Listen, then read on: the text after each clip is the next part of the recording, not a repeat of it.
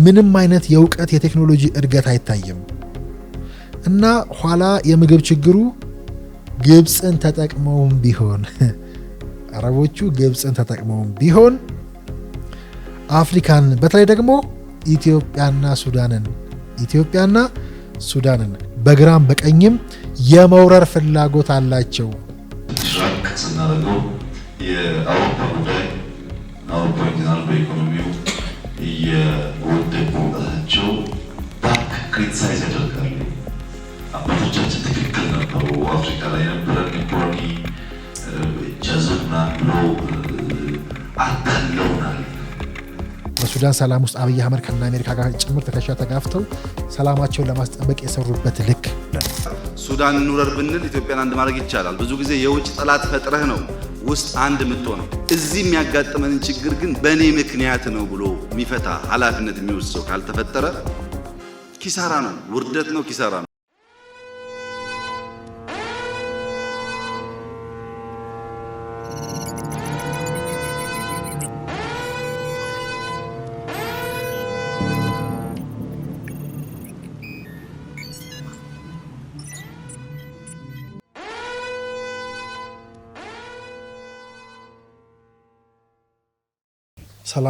ሰላም ጤና ይስጥልን። እንደምን አላችሁ የተወደዳችሁ የሜዳችን ታዳሚዎች፣ በያላችሁበት እንዴት ቆያችሁን?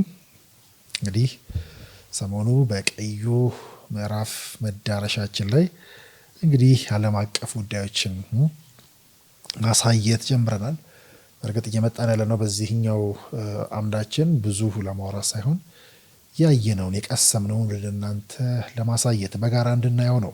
ከዛ ላይ የተወሰኑ ጥያቄዎችን ማከል ነው። እንግዲህ ስለዚህ ባለፈው እንዳሳየዋችሁ መሪው ለምሳሌ ከ12 ዓመት በፊት በዲፕሎማሲ በውጭ ጉዳይ ፖሊሲያችን ላይ ጠንከር ያለ ሀሳብ ሲሰነዝሩ፣ ጥያቄ ትችቶችንም ሲያቀርቡ፣ ሲቆጩና ምን እንስራ ብለው ሲያሰላስሉ፣ በዛው ልክ ደግሞ እሳቸው መገለጫቸው የሆነውና በየቢሮ በሄዱበት ቢሮ ሁሉ አይቀሬ ስለሆነው የመሰል የዓለም ትሬንድ የዓለም አካሄድ የዓለም አስተላለፍን ጭምር እንዴት ያሰርጹ እንደነበር እዛ ላይ እንዴት የሰሩ እንደመጡ በዛ ልክ የማብቃታቸውንም ልክ ጭምር ነበረ እንድናይ በመፈለግ የነካካውትኝ። እንግዲህ በተወሰነ መልኩ ያንኑ ቪዲዮ ስንቀጥለው ከመካከለኛው ምስራቅ ወይ ደግሞ ከዚሁ ከጎረቤቶቻችን ከነ ሱዳን እስከ መካከለኛው ምስራቅ እስከነ ግብፅ እስከነ አውሮፓ ደቡብና ሰሜን አሜሪካ ድረስ የሚያደርሱን ሌሎች መላምቶችን ጭምር የምናይበት የውጭ ጉዳይ ፖሊሲውን ባለፈው ዲፕሎማሲው ላይ በተወሰነ መልኩ ስለነካን እሱን ገፋ እናደርግበትና አንወረርም ወይ በነ ሱዳን ዛሬ ልወረር ነው ተወረርኩኝ ሉዓላዊነት በሚል የኛም ተላላኪዎች የሚያዳምቁላቸው እሷም ከሳሽ ሆና ያመጣችውን ከ12 ዓመት በፊት አንወረርም ወይ በነ ሱዳን የሚለውንም እንዲሁ ማሳያቸውንና የመቅደሙን ልክ ከዛ እሳቸውና ሱዳንንም ጭምር እሳቸውን መካከለኛው ምስራቅን በተወሰነ መልኩ ለማየት እንሞክራለን።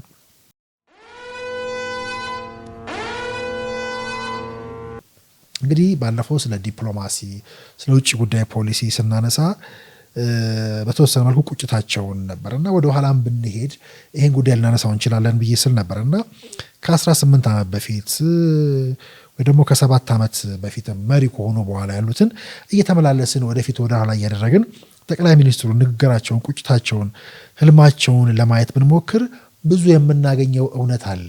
እውነት የውጭ ጉዳይ ፖሊሲ አለን ወይ ብለው የተቆጩት ሰውና በራሱ በሉዓላዊነት ምዕራፍ እንደምናየው ግን በሉዓላዊነት ልንከሳቸው የምንሞክረው ሰውዬ የሀገሪቱን ሉዓላዊነት ለመጠበቅ የሚሄዱበት ርቀት እኔ ቨርቹዋል ዲፌንስ ላይ መስራት አለብኝ ሲሉ ኢንሳን የመሰረቱበት አንዱ ዓላማ የሀገሪቱን ሉዓላዊነት ለመጠበቅ መሆኑን በዚህ በአየር ክልላችን ላይ ማንም አይፈነጭም፣ ኮንትሮል ማድረግ አለብን፣ ሚታይ ማይታይ ነገር አለን፣ ለዛ ነው የተቋቋምኩት ብለው እንዲህ የነካነውን ጉዳይ የሚያደንቁባቸውን ጉዳዮች ማንሳት እንችላለን። ከዲፕሎማሲው ባሻገር ግን የውጭ ጉዳይንም በሲስተም ፕሮቴክት ያደረጉት በሲስተም የጠበቁት የሲስተም ከለላ ጋሻ ያበጁለት እንዲሁ ጠቅላይ ሚኒስትሩና ጓዶቻቸው ደግሞ በጋራ የመሰረቱት ኢንሳ የሚባለው ተቋም መሆኑን እነ ተመስገን ጥሩነህ በቪዲዮ ማስረጃ ጭምር ሲመሰክሩ ያስታውሳለሁና ምናልባት ክፍት የነበረ ሲስተም ማንም እንደፈለገ የፈነጭበት የነበረ የውጭ ጉዳይ ሚኒስቴር አሰራር የነበረና እሱን ሲስተም ራሱ በጣም በተደራጀ መልኩ የሰራው ይሄው ተቋም የሚከሰሱት መሪ የመሰረቱት ተቋም የሀገር ሉዓላዊነት እኔ ቨርቹዋሊ ሀገሪቱን ፕሮቴክት ማድረግ ነው እንደ ቨርቹዋል ዲፌንስ አክት ማድረግ ነው አላማዬ እሱን ማሳካት ነው ብለው የአቋቋሙት መሆኑን ይህንን ምላችሁም እንግዲህ 17 18 ዓመት በፊት ቀድመው በውጭ ጉዳይ ላይ የሰሩትን ጭምር ማሳያ ስራ ነው።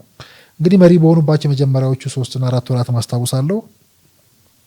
እንዲሁ ነጥቦችን ብንመዝ የውጭ ጉዳይ ፖሊሲያችን መሻሻል ይፈልጋል መቀየር አለበት ብለው ቃል በቃል የተናገሩት በመጀመሪያዎቹ 3 እና 4 ወራት እንደሆነ አስታውሳለሁ። ወደ ለውጥ እንደመጡና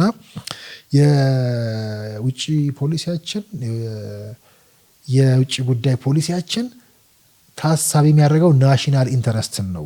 ከጎረቤት ሀገራት ጋር በአካባቢ ካሉ ሀገራት ጋር በመገፋፋት በመነጣጠቅ ሳይሆን በመተባበርና በጋራ መስራት እነሱን ያስቀደመ መሆን አለበት የሚለውን አቋም ይዘው ለዛም የሰሩትና ከዛ በኋላ ሳውት ሱዳን ጋር የሳውት ሱዳንን እርስ በርሳቸው ከዛ በኋላ ሶማሊያን ከኤርትራ ጋር ጅቡቲን ከኤርትራ ጋር እንደገና ደግሞ እነ ኬንያን ከሶማሊያ ጋር ሶማሌን ከነ ዩኤኢ ጋር ጭምር ያስታረቁበትና እንደ ትልቅ ስኬት ያን ያነሱት በውስጥ ያለውን ጉዳይ ከጨረሱ በኋላ ወደ ቀጠናው ሄደው እነኛ የሰሩባቸውን ጉዳዮችና እኛ ደግሞ ያነሸረሸርንባቸውን ልክና ማሳያዎችን ጭምር ልንዘረዝር እንችላለን።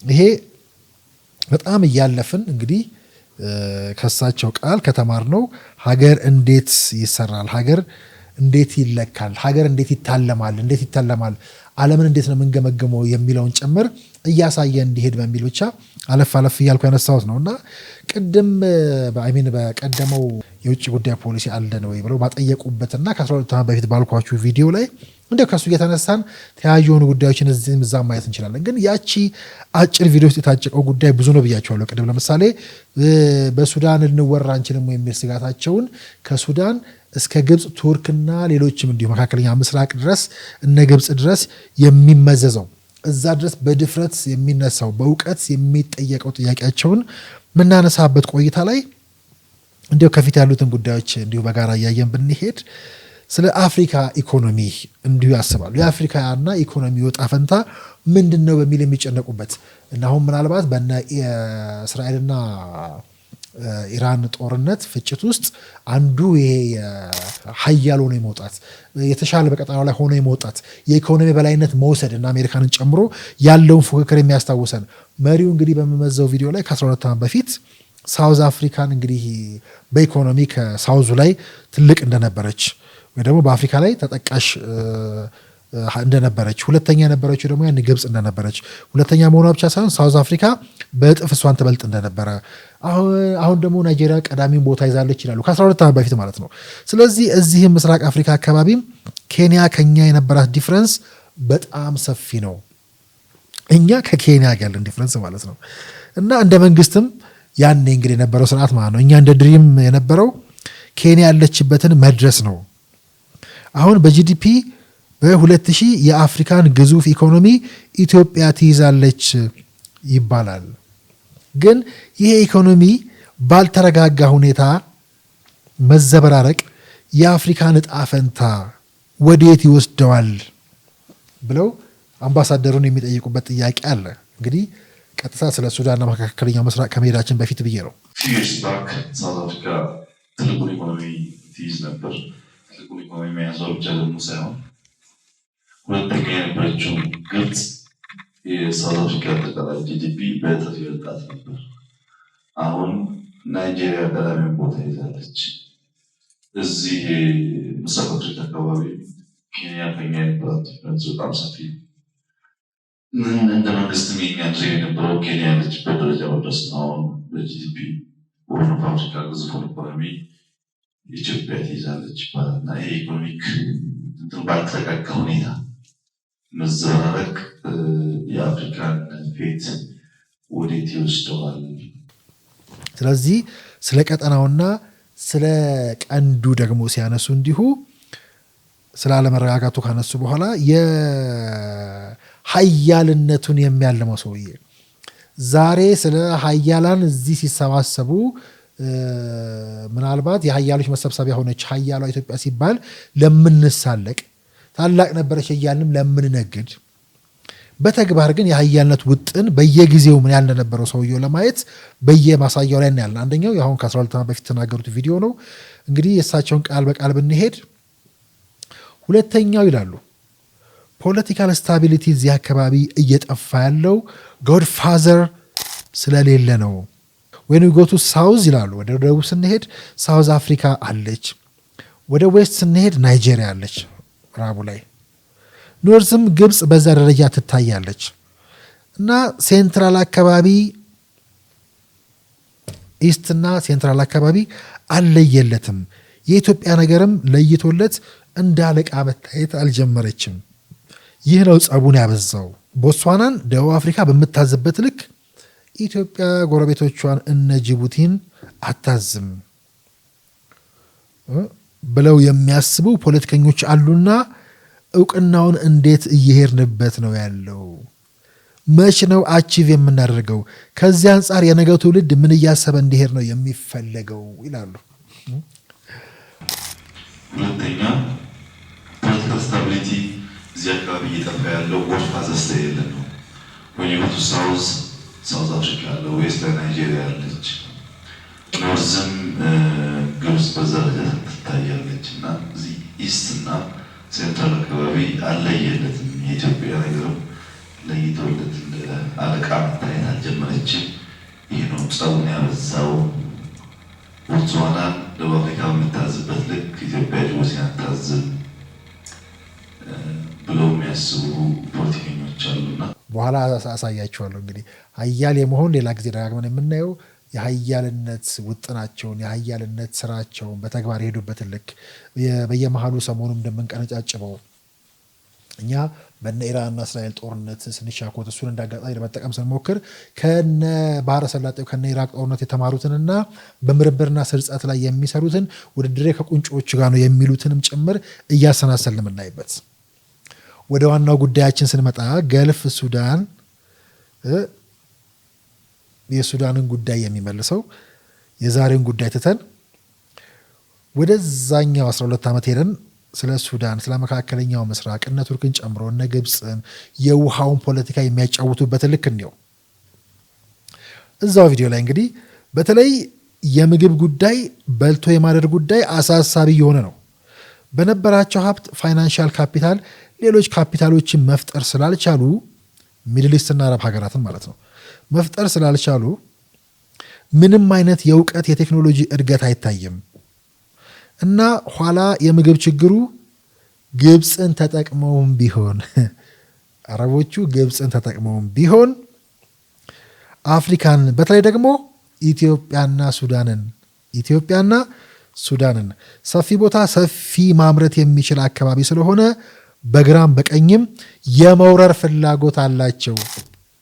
ከፍተኛ ሀብት እያፈሰሱ ስለሆነ በስመ እርሻ ከፍተኛ ቦታ ብለው የመሬት መቀራመት ማለት ነው ላንድ ግራቢንግ የሚሉትን ላይ የሚሳተፉት እነሱ ናቸው። ቱርክ አካባቢም ይላሉ ያሉ ኢንቨስተሮችም ዞሮ ዞሮ ፋይናንሰሮቹ እነሱ ናቸው የሚል ወደፊት ምንድነው የዚህ አካባቢ ነገር አንወረርሞ የሚል ከዚሁ ጋር አያይዘው ሁሉም ጎረቤት ሀገሮች አክራሪነት እየተጠናከረ በመምጣቱ አክራሪነት ሽፋን ነው፣ ዋና ፍላጎቱ ግን መሬት ነው የሚሉ ተንታኞች አሉ። ሃይማኖት ሳይሆን ጉዳያቸው ባላቸው ብር እዚያ አካባቢ መሬት መውሰድና ለእርሻ ማዋል ይፈልጋሉ የሚሉ ትንታኔዎች አሉ። እነሱ እንዴት ይታያሉ ይላሉ። ከአፍሪካ ጉዳይ ወጣ ሳደርግ የሚድል ኢስት ሀገራት በተለይ የምግብ ጉዳይ በልቶ የማደር ጉዳይ አሳሳቢ ነው። በነበራቸው ሀብት ፋይናንሻል ካፒታል ሌሎች ካፒታሎች መፍጠር ስላልቻሉ ምንም አይነት የእውቀት የቴክኖሎጂ እድገት አይታይም እና ኋላ የምግብ ችግሩ ግብፅ ተጠቅሞ ቢሆን አፍሪካ በተለይ ደግሞ ኢትዮጵያና ሱዳን ሰፊ ቦታ ሰፊ ማምረት የሚችል አካባቢ ስለሆነ በግራም በቀኝም የመውረር ፍላጎት አላቸው። ከፍተኛ ሀብት እያፈሰሱ አሁን በመስኖ እርሻ ከፍተኛ ቦታ ላንድ ግራቢንግ ላይ የሚሳተፉት እነሱ ናቸው። ከቱርክ አካባቢ ከኢንዲያ አካባቢ ያለው ኢንቨስተርም ዞሮ ፋይናንሰሮቹ እነሱ ናቸው የሚል ወደፊት ምንድን ነው የዚህ አካባቢ ነገር አንወረርም ወይ የሚል ከዚህ ጋር ያይዘው ሁሉም ወደ ነገሮች እና አክራሪነትን እየተጠናከረ በመምጣቱ አክራሪነት ሽፋን ነው፣ ዋና ፍላጎቱ ግን መሬት ነው የሚሉ ተንታኞች አሉ። ዛሬ የምንካሰስበትን የሱዳንን ጉዳይ፣ የሱዳንን ቀውስ፣ የምንታመበትን የመካከለኛው ምስራቅ ጉዳይ አያውቁትም። ለአረብ ሸጡን፣ የአረብ ተላላክ የምንላቸውን የሚያጠይቁበት ልክ በእርግጥ ወደፊት ስንሄድ በሚቀጥሉት ክፍሎቻችን ላይ ደጋግመን ማየት ስላለብን የሱዳንንም ጉዳይ ብዙ ማሳያ ማየት እንችላለን። አካባቢው በታጠቁ ኃይሎች የሚታመስ መሆኑን፣ ሱዳን በቀጠናው ሀያል ሆና የመውጣት ፍላጎት እንዳላት፣ ግብጽ ከሱዳን ጋር ያላትን ፍላጎት አንስተው ከዛ የአካባቢው ላይ የኛ አካባቢ ላይ የግጦሽ የመሬት ምናምን ግጭት እንዳለ ከነ ሱዳን ጋር ከዛ ቀጥታ ከነ ዩኤ ጋር ያላቸው የሚባለው ግንኙነት ምን ያህል በእውቀት ተፈትሾ በየጊዜው ያለፈ እንደሆነ ጭምር በማሳያ እናየዋለን። ሱዳን ጋር በጣም ጥሩ የሚባል ግንኙነት አለን። አሁን ግለሰቦች የኢትዮጵያን መሬት ፈርመው መስጠት አይችሉም። እንደዚህ አይነት ነገር ካለ አባይዳ አያደርግም። እንደዚህ አይነት ነገር በሱዳንም ቢነሳ ተቀባይነት የለውም። በእኛም በኩል ልናደርግ አንችልም። ዋና ፖይንት ግን ከሱዳን ጋር ያለን ንግግር እኔም ሁለቴ ሄጄ እነሱ መጥተው ተወያይተንበታል። 1 ሜትር መሬትም ቢሆን በኤርትራ በኩልም ይሁን በሱዳን በኩልም ይሁን በኬንያ በኩልም ይሁን ሳንወያይበት የሚሰጥ ግን አይኖርም። ግን ዛሬ የምናየውን ጉዳይ በሙሉ ከዛ በሱዳን ልንከስ የምንሞክር ሰዎች ሱዳን እንዴት የዓለም በሙሉ መሻኮቻ እንደሆነች በቡርሃንና ሄሜቲ መካከል ድንበር ለማስመር የምንሞክር ሰዎች ሁለቱም ህጋዊ መንግስት ፈንቅለው የመጡ በሽር ካልወደቀ እንቅልፍ የለንም የሚሉት የነ ሻዕቢያን ፍላጎት እንዳሟሉ እነ በሽርን ከጣሉ በኋላም ዛሬ ሱዳን ላይ እየፈተፈቱ ያሉት እነሱ መሆናቸው እሱን በኢትዮጵያ ማንበር የሚፈልጉ ወያኔና ወያኔን የተደገፉ ኃይሎችን ጭምር በሙሉ የሚገልጥ በእነ ሱዳን ጉዳይ የሱዳንን አጀንዳ ስናራግብ ሱዳን ማን እንደሆነች የሱዳን የድንበር ግጭት ሱዳንና ኢትዮጵያ ጉዳይ እንደ አዲስ ልናነሳ ስንሞክር የሚያስደነግጠው በዚህ ደረጃ የቀደሙ ወይ ደግሞ ያኔ የነበሩ መላምቶችን አሰባስበው የሚያጠይቁ ከዚህ በፊትም ግን ባለው ሂደት ውስጥ ብናይ ሱዳን ላይ የሰሩበትን የሚያውቁበትን የተነተኑበትን ልክ ማለት ነው የቀጠናው መገለጫ መሆኑ ግጭት እንዲህ ወደ ስልጣን ከመጡ 6ኛ ወር ላይ እንዲህ ጉባኤ ላይ ሲያነሱ ሰምቻለሁ። እኔ የቀላሉ አማራጭ ይላሉ እንግዲህ መውረር መጋጨት ምናምን መገለጫችን ለመግለጽ እንደው ቀላሉ ነገር እኮ በቃ በውስጥ እንደው አንድነት እናምጣ ለማለት ሄዶ ጎረቤት ሱዳንን መውረር ነው። ግን ሳንወር በውስጥ አንድ እንሁን ብለው ሲጠይቁ ሱዳን እንውረር ብንል ኢትዮጵያን አንድ ማድረግ ይቻላል። ብዙ ጊዜ የውጭ ጠላት ፈጥረህ ነው ውስጥ አንድ የምትሆነው። የውጭ ጠላት ሳይኖር ሳንወር ኢንተርናሊ አንድነት እናምጣ ሲባል እሱን ማድረግ አቅቶን ስለ ቦንዲንግ ትግራይ ክልልና የትግራይ የአማራ ክልልና የአማራ ኦሮሚያ ክልልና ምንል ከሆነ አንደኛ ትግራይ ክልል በወሎ ውስጥ አቋርጦ መሄድ የሚቸገር ከሆነ መጀመሪያ ማፈር ያለበት ወሎ ነው። ሶልቭ ማድረግ ያለበትም ወሎ ነው። ምክንያቱም ትግራይ በወሎ ካላለፈ ወሎም በሸዋ ካላለፈ ሸዋን በሚቀጥለው ካላለፈ አንዱ ጋር ያለው ሀብትና ንብረት ሌላው ጋር መሸጋገር አይችልም። ሲሆን ገፍተን መስፋት ነው። እዚህ የሚያጋጥመንን ችግር ግን በእኔ ምክንያት ነው ብሎ የሚፈታ ኃላፊነት የሚወስድ ሰው ካልተፈጠረ ኪሳራ ነው፣ ውርደት ነው፣ ኪሳራ ነው።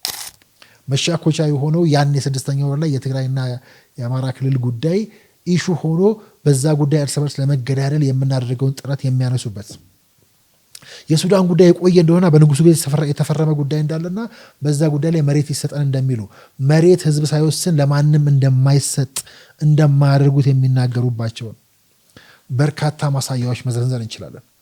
እዛው አስታውሳለሁ ጉባኤው ላይ እኛ እያለን ኢትዮጵያ እያለች ሚድል ኢስት እንዴት ረጂ ይሆናል?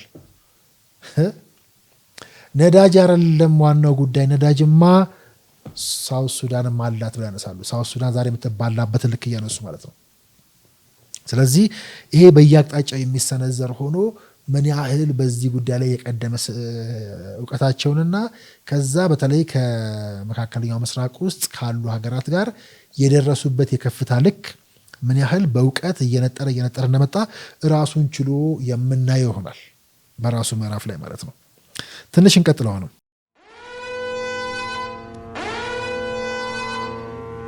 እዚሁ ቪዲዮቸው ላይ እንዲህ ያልነኩት የትኛው ነው? አሁን ከዚህ እንውጣና ደግሞ ወደ አውሮፓ እንሂድ። ከአውሮፓ ጋር ዛሬ የደረሱበት ወዳጅነት የሚመረመር በጣም ከፍ ያለ ያሻሻሉት በእውቀት በመተማመን ላይ የሀገርን ክብር በማስጠበቅ ላይ የተመሰረተ መሆኑ የሚተነተን መሆኑ እንደተጠበቀ ሆኖ ግን አውሮፓን ያጠየቁበት ልክና በዛ እድሜያቸው ስለ አውሮፓ የሚያወሩትን ደግሞ ትንሽ እንሄድበት። ትንሽ ራቅ ስናደርገው የአውሮፓ ጉዳይ ላይ ይላሉ። አውሮፓ በኢኮኖሚው እየወደቁ በመምጣታቸው ባክ ክሪቲሳይዝ ማድረግ ጀምረዋል፣ ወይ ደግሞ ባክ ክሪቲሳይዝ ያደርጋሉ። አባቶቻችን ትክክል ነበር። አፍሪካ ላይ ነበረን ኢኮኖሚ እጅ አዙር ምናምን ብለው አታለውናል። እኛ ያንን ኪፕ ማድረጉ አሁን ያለውን ኢኮኖሚ ዲፕሬሽን እንዳይቀጥል የሚያደርገው ኮንትሮላችን ቢሰፋ ነበረ እና አሁንም መንገድ መፈለግ አለበት። አፍሪካን ለቆ አውሮፓ ሰርቫይቭ ማድረግ አይችልም። ኤዥያዎች ይሻገሩና በዚህ ከቀጠሉ አፍሪካም ነፃነቷን እያወጀች ከሄደች የአውሮፓ ጣፈንታ ወይም ደግሞ የአውሮፓ ፌት ለማኝነት ነው፣ ወይም መሆን ወይም አለመሆን የሚለውን መርጠን አፍሪካ ላይ ቁጥጥራችንን ማጠናከር አለብን የሚል ነገር አላቸው። በእኛና በኤዥያ መካከል ክፍተት የማስፋት አይነት ፍላጎቶች አሉ እና ይሄንን የአውሮፓ አጠቃላይ ኢትዮጵያስ እንዴት ነው መሄድ የምናስበው ወይ ደግሞ ኢትዮጵያውያን እንዴት ነው መሄድ የምናስበው ብለው እንዲሁ አውሮፓንም እንዲህ ባለ ዱብዳ ይጠይቃሉ። ትንሽ ራቅ ስናደርገው የአውሮፓ ጉዳይ አውሮፓውያን በኢኮኖሚው እየወደቁ መምጣታቸው ባክ ክሪቲሳይዝ ያደርጋሉ። አባቶቻችን ትክክል ነበሩ፣ አፍሪካ ላይ የነበረን ኢኮኖሚ ጃዘብና ብሎ አታለውናል እና ያንን ኪፕ ማድረጉ አሁን ያለው የኢኮኖሚ ዲፕሬሽን እንዳይቀጥል የሚያደርገው አፍሪካ ላይ ኮንትሮላችን ቢሰፋ ነበር እና አሁንም መንገድ መፈለግ አለበት። አፍሪካን ለቆ አውሮፓ ሰርቫይቭ ማድረግ አይችልም። ኤዥያዎች በዚህ ከቀጠሉ አፍሪካን ነፃነቷን እያወጀች ከሄደች ወይም ትልቅነቷን እያረጋገጠች ከሄደች የአውሮፓ ፌት ለማኝነት ነው። ለማኝ መሆን ወይም አለመሆን መርጠን አፍሪካ ላይ ቁጥጥራችን ማጠናከር አለብን የሚል ነገር አላቸው እና ትሬንዱ ከኤዥያዎቹ ጋር የመለማመጥና መደራደር አሁን መስከኛ የሚኖራቸው አይነት እኛም ደግሞ በሕክምና አስጠብቆ የመቀጠል በእኛና በኤዥያ መካከል ክፍተቱን ማስፋት አይነት ፍላጎቶች አሉና ይህን የአውሮፓ አጠቃላይ አቲቲዩድስ እንዴት ነው መሄድ የምናስበው? አሁንም ይሻገራሉ መሪው። ትንሽ ራቅ ስንል የፓሲፊኩ የኤዥያና አሜሪካ ጨዋታ የፓሲፊኩ የኤዥያና የአሜሪካ ጨዋታ ለዘብ የማለት ትሬንድ ያሳያል። ለዘብናው የሚታየው በኤዥያ ላይ በተለይ ሳውዝ ኤዥያ ላይ ያለው አስተላለፍ መቀየር ነው። ከዚህ በፊት የነበረው ክሊር አስተላለፍ ቻይና፣ ራሽያ እና ኖርዝ ኮሪያ፣ በዚህ በኩል ደግሞ ታይዋን፣ ጃፓን እና ሳውዝ ኮሪያ ከአሜሪካ ጋር የነበረው አስተላለፍ አሁን ኖርዞቹ ወደ ጃፓን፣ ሳውዞቹ ወደ ቻይና የመሄድና የኃይል ሚዛን ያዘበበት ሁኔታ ታይዋን ሲግኒፊካንት ራሽያ ኦልዌይስ ይታወቃል ያለበት ቦታ ያም አሜሪካ ያላትን ጨዋታ በተሟላ እንደተጫወተ ኖርዝ ኮሪያ አትፈልግም፣ በዛ በኩል ጃፓን አለች፣ በዚህ በኩል ቻይና አትፈልግም፣ በዚህ በኩል ደግሞ ሳውዝ ኮሪያ በተለይ ኢኮኖሚካሊ ከፓርክ ልጅ ፕሬዝዳንትነት በኋላ ያዝንባሌ ይታያል እና እዛ አካባቢ ያለው ፖለቲክስ ትንሽ መስመሩን እየለቀቀና በምናውቀው ፓተርን እየሄደ አይመስልም። የደቡብና የሰሜን አሜሪካንም ጉዳይ እያነሱ የሚሄዱበት ነው። እንግዲህ ወደ ሳውዝ አሜሪካም ትንሽ ስንገፋ የብራዚሎች በአካባቢ ላይ እልቅናን ማብዛት ከሴንትራል አሜሪካ ጀምሮ ከፓናማ ጀምሮ ሁሉም እስከ አርጀንቲና ታች ድረስ ያሉት ሀገራት አሜሪካ ጋር የነበራቸውን መጠጋጋት ወደ ብራዚል የመውሰድና እስፓኞ የጎላ መሄዱን ፖርቹጊዝ እያደገ የቋንቋ ኮንፍሊክት እየሆነ